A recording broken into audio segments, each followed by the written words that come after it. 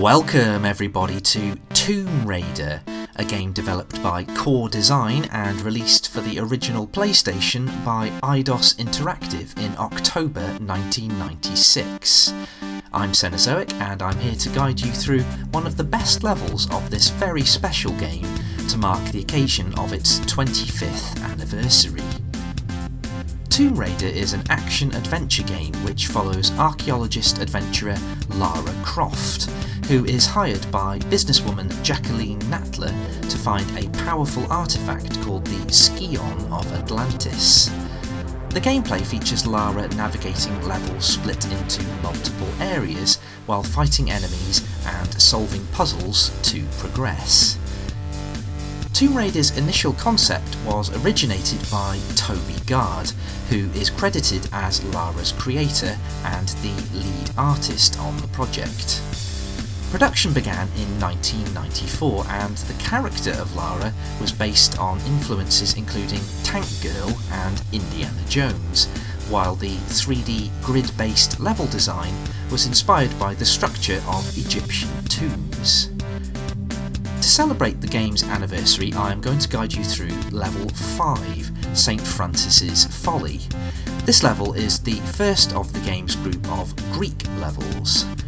In the cutscene that follows, we see Lara break into Jacqueline Natler's headquarters, where she finds the diary of a Brother Herbert, a medieval monk who was relocated to the monastery of St. Francis's Folly. Let's watch.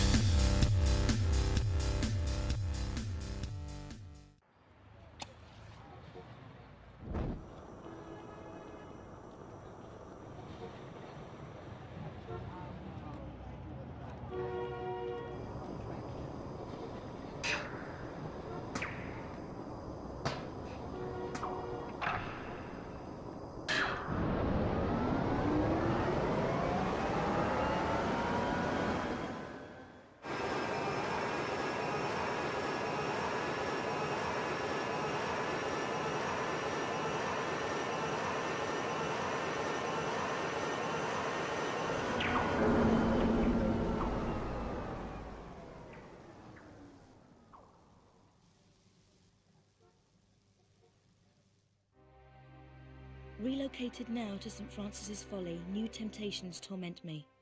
Rumour amongst my fellow brothers is that entombed beneath our monastery is the body of Tiokan, one of the three legendary rulers of the lost continent Atlantis, and that with him lies his piece of the Atlantean Scion, a pendant divided and shared between the three rulers, which curbs tremendous powers. Powers beyond the Creator himself. My toes sweat at such possibilities, lying so close to my mortal self. Each night, I beat myself rid of these fantasies, but it is indeed a test. Pierre, you litterbug.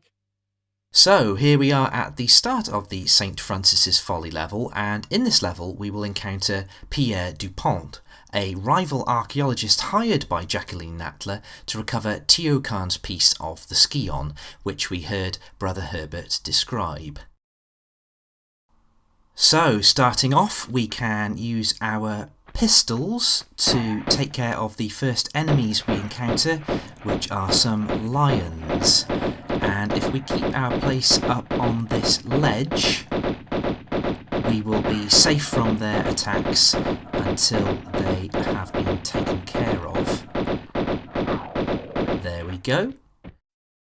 Now we make our way over to the right side of this room where we find a movable block. And by pulling and pushing this block, we open each of two doors which we need to open to progress out of this main room. So that is the first door, and now we push the block twice to open the second door. We are now going to go through the door with the Omega symbol on it that we just opened, and it's good to have our shotgun ready because as soon as we enter this room, we will encounter a gorilla. And we can use the shotgun to take care of that gorilla. And across the way, we have a second gorilla. And again, using the shotgun, that is soon taken care of as well. Change to the pistols here to preserve some shotgun ammo and pull this switch. Make our way back down to this lower area and pull this switch as well, and we will then encounter a third gorilla which we're able to deal with using the pistols this time. Now we return to the main room and have our pistols drawn as we encounter Pierre Dupont. Now we're not actually going to kill him here, we're just shooting him enough to scare him away, which we've now done. Pierre has fled the scene, and we're now going to make our way to the level's first secret. This can be quite tricky to do, but this is how it's done. So we make our way across the series of platforms until we can jump into this area, and now we need to do a succession of backflips and jumps and grabs to make our way up the ledges. We'll have to try that again. Jump, backflip, jump, grab, and pull ourselves up, and we find the first secret, which gives us a large medipack and some shotgun shells. Now we want to make our way back to the main room, being careful how we go about that. Dropping down to this area, back out onto this ledge, and we're now going to make our way back along the top of these columns.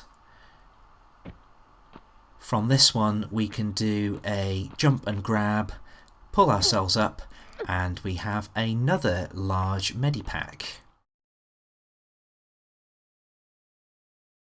From here we can use the ledges at the side of the room to hop our way to the end of the room, and we're now going to go through the second of the doors that we opened using the movable block. We're now going to collect the level's second secret, and just checking that we're not holding any items, take a few jumps and slide down this slope, and then we're going to use this ledge to spring ourselves over the gap and grab on to pull ourselves through this entryway, and that gives us the second secret, where we have some shotgun shells and over in this corner a small medipack.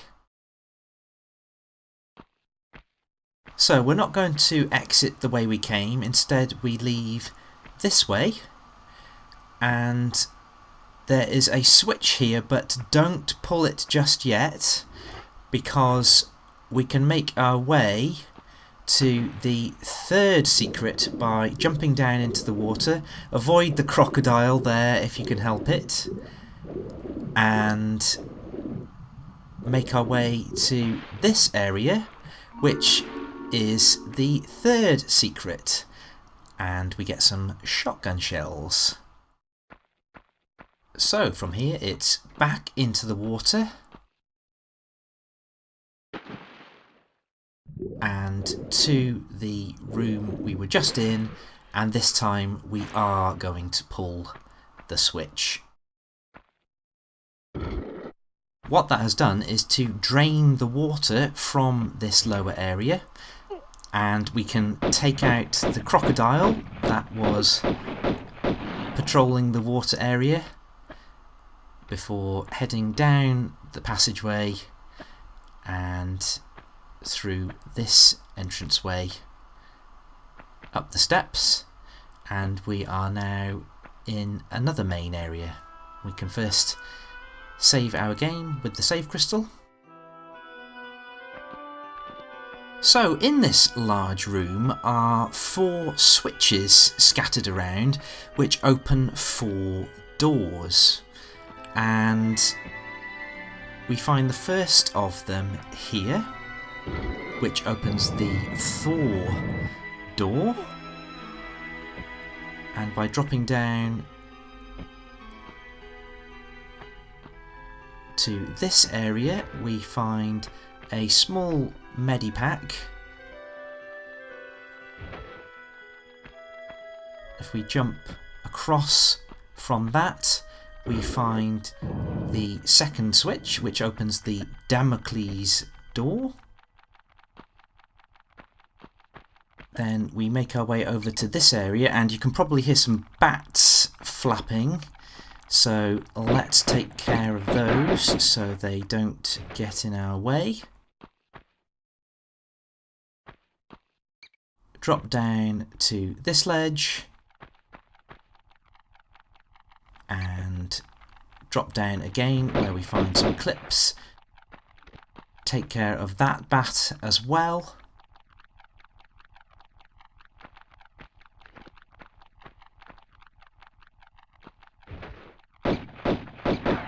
Take care of this bat.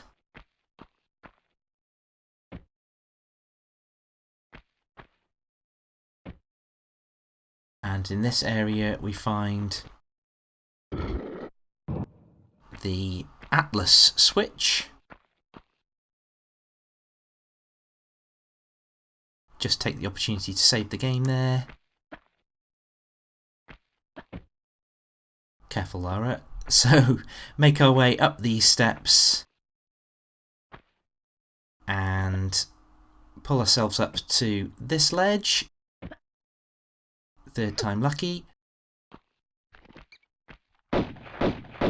Take care of the bat. And that second one. And here we find the 4th switch, the Neptune switch. Now, before we go into any of those 4 rooms, each of which we need to visit to get a key to unlock the exit door for the level, we are going to get the level's 4th and final secret. And to do that, we are going to make our way up to the 4th floor, careful Laura, the 4th floor of this structure, and we will trigger a pressure pad which opens the door for the secret. So when we step on this pressure pad here, the grey area, that will open the door for the secret. So now we need to make our way carefully back to the base level of this room. So we'll just go 1 floor at a time. There we can see the secret door is open and we've made it. So we beat the door and we access the secret, where we find a large medipack and some magnum clips. So with that done, we can now visit each of the 4 rooms from which we collect a key that will let us exit the level, and there in the distance you can see the exit door for the level. So the first room we're going to visit is the Damocles Room, and before we do that we'll just take the opportunity to save our game, and we make our way over to the Damocles Room. But before we go in, above the doorway is a large medipack, so let's collect that and then it's into the room. If you're aware of the story of Damocles, then you'll know to expect swords dangling above heads, and that is exactly what we face here. We don't have to worry about them on the way into the room, but we will have to navigate them on the way out. So collecting the key is straightforward, and above the key platform we can find a small medipack and also some shotgun shells. And now we have to make our way carefully out of this room. And to do that, what we're going to be looking for is the shadows. And as we saw there, we see the shadow before the sword reaches the ground. So we're looking for the shadows, we're following the line of the shadows, and then we are stepping into the square where the shadow and the sword falls. Pass through the last two swords and then out of the door back into the main room. Before we go into the next room, we will save our game by climbing up here and using the save crystal. And the next room we're going to go into is the Thor Room. Now, in the first part of this challenge, we have to dodge the lightning, which we do by doing a dive and roll through this entrance. And when we're in here, Thor's hammer falls on the pressure pad, and that also releases the movable block here. We push the block.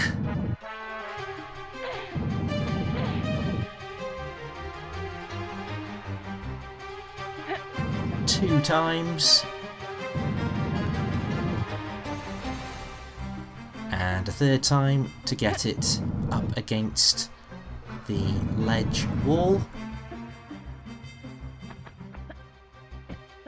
Then we can use that to reach this ledge and this movable block, which we push .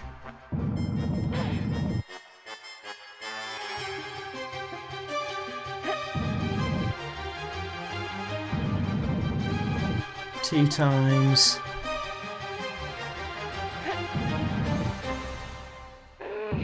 Three times. And a fourth time.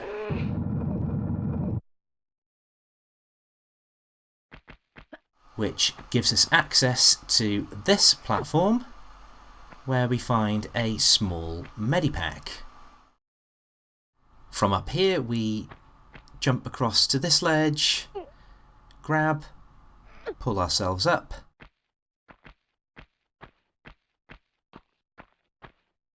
and collect the Thaw Key. So now we need to carefully make our way back down to ground level.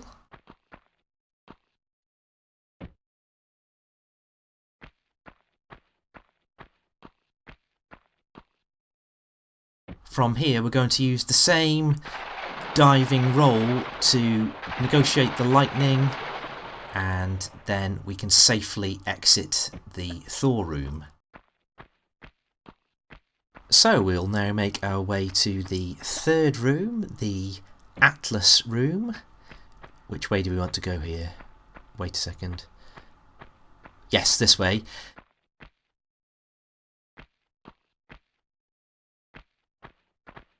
And once again, before we go into the room, we will save our game using the save crystal. And from there, it's into the room. Now, have your pistols ready, as when we enter the room, we have a gorilla. So we can take out the gorilla. And from there, we round the corner, the pressure pad opens the gate, and in this pit we have a small medipack. Now you will see ahead a boulder, so we have here a boulder trap, and the best way to deal with this is to jump backwards enough to trigger the boulder, and that lets us run forwards, drop down into the pit, and the boulder goes safely over our head. So, out of the pit, and we make our way back towards where the boulder was, but take a left, pull ourselves up to this ledge, and the next ledge, and here we collect the Atlas Key.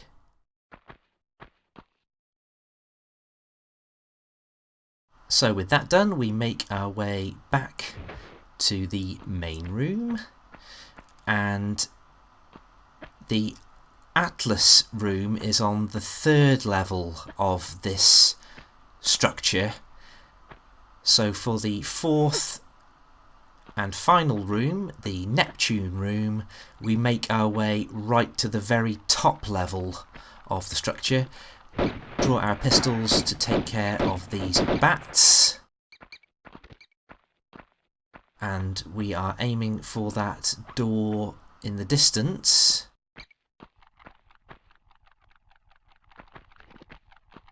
Draw our pistols again to take care of these bats, and into the room. The Neptune room comprises a very deep pool, so we dive in and make our way to this area where we pull a switch, and the challenge is to do everything required before our air runs out. So that switch opened that gate, which allowed us to collect the Neptune Key, and then it's back up to the surface in a race against time to make it before our air runs out, and we've been able to do that. So we now have all 4 keys needed to open the exit door, and once we leave the Neptune room, it's a matter of safely working our way down from the top of this structure to the ground floor.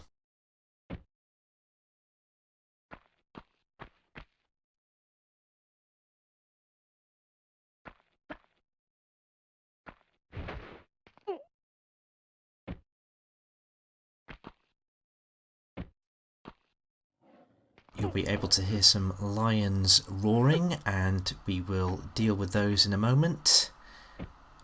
In the meantime, we've got a few more levels to negotiate, and if we draw our pistols here, then we should be able to shoot down upon certainly this lion.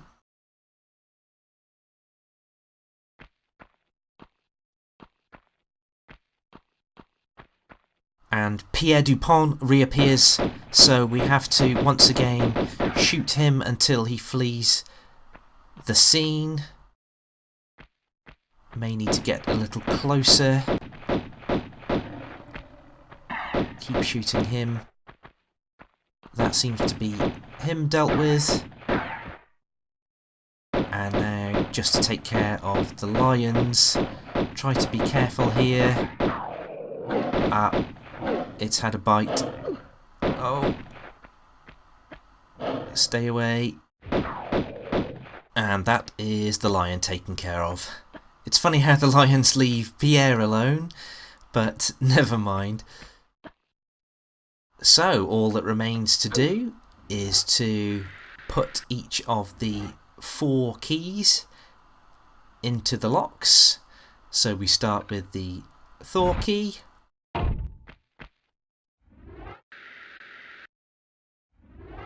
Then the Damocles Key.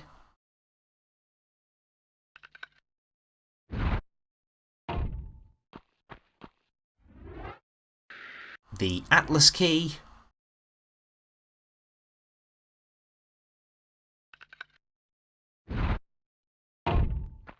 And finally the Neptune Key.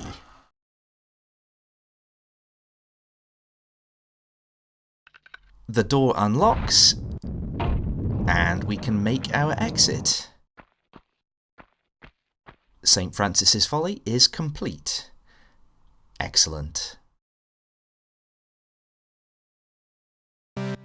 Well, I really enjoy the St. Francis's Folly level as it brings together all the best elements of Tomb Raider's action platforming. And I'm certainly not alone in loving the Tomb Raider series, which all began with this brilliant game in 1996.